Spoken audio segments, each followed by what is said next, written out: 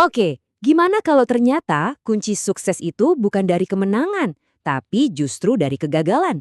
Yuk kita bongkar filosofi yang benar-benar anti-mainstream ini. Nah, ini dia orangnya, Scott Adams, pencipta komik Dilbert yang terkenal itu. Anehnya, dia buka buku soal sukses dengan bilang, jangan percaya sama saya. Loh, kok bisa? Justru di situ letak kekuatannya. Cara pikirnya itu nggak dibangun di atas kesempurnaan, malah sebaliknya, dibangun dari berani menghadapi kegagalan.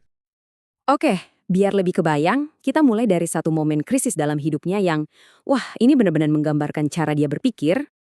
Jadi ceritanya, Adams ini kena kondisi neurologis yang langka banget, namanya spasmodic dysphonia. Simpelnya, pita suaranya itu bisa tiba-tiba kaku pas lagi ngobrol biasa. Coba bayangin, udah tahu suaranya bisa hilang kapan aja, tapi nekat mau ngomong di depan ribuan orang. Gila kan? Kenapa? Nah, ini dia kuncinya. Dia nekat ambil resiko sebesar itu karena dia lagi nyari sebuah pola. Dan pencarian pola inilah yang membawa kita langsung ke jantung filosofinya. Sebuah hubungan yang, ya bisa dibilang aneh, tapi super kuat dengan yang namanya kegagalan. Bagi dia, kegagalan itu bukan sesuatu yang harus dihindari, justru sebaliknya harus dirampok habis-habisan. Dia percaya setiap kegagalan, sesakit apapun rasanya, itu selalu bawa harta karun tersembunyi. Tugas kita adalah mengambilnya. Dan kalau ngomongin rekam jejak, wah Adams ini jagonya gagal.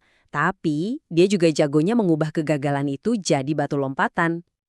Daftar kegagalannya itu panjang banget. Ada ZP Ship, program transfer file yang idenya keren banget. Tapi ya gitu deh, gagal total karena modem zaman dulu belum standar. Terus ada lagi deal burrito. Ini burrito yang katanya sehat, tapi ternyata punya efek samping yang bikin gas buang Anda super kencang. Kebanyakan orang mungkin udah nyerah ya di titik ini, tapi Adams, dia lanjut terus. Dia gagal di teknologi, gagal di makanan, terus dia coba investasi. Hasilnya, dia rugi besar-besaran di Webvan. Cuma beberapa minggu sebelum perusahaannya bangkrut. Apes banget. Bahkan bisnis restoran pun dia coba, dan gagal juga, 2 kali malah. Jadi intinya apa? Scott Adams ini adalah seorang master kegagalan, dan justru itulah yang bikin dia jadi master kesuksesan. Oke, pertanyaannya sekarang, gimana caranya bisa gagal berkali-kali gitu, tapi ujung-ujungnya tetap menang? Jawabannya simple, lupakan tujuan, fokus bangun sistem. Kenapa begitu? Nah, ini argumennya. Menurut Adams, kalau kita fokus sama tujuan, kita itu secara psikologis hidup dalam kondisi gagal terus-menerus sampai dan hanya jika kita akhirnya mencapai tujuan itu. Nah, di sini bedanya kelihatan jelas banget. Kalau tujuan itu bikin kita merasa gagal sampai garis finish, sistem justru sebaliknya.